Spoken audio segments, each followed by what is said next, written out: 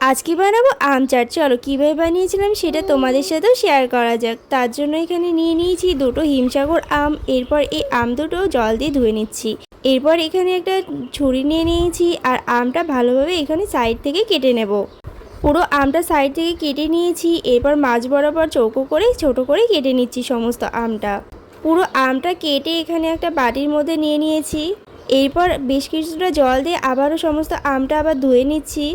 এরপর এর মধ্যে দিয়ে দেব কিছুটা পরিমাণ টমেটো সস, দিয়ে দিচ্ছি গ্রিন চিলি সস, আর এখানে নিয়ে নিয়েছি কিছুটা পরিমাণ লঙ্কার গুঁড়ো, লবণ, বিট নুন আর কিছুটা পরিমাণ চিনি।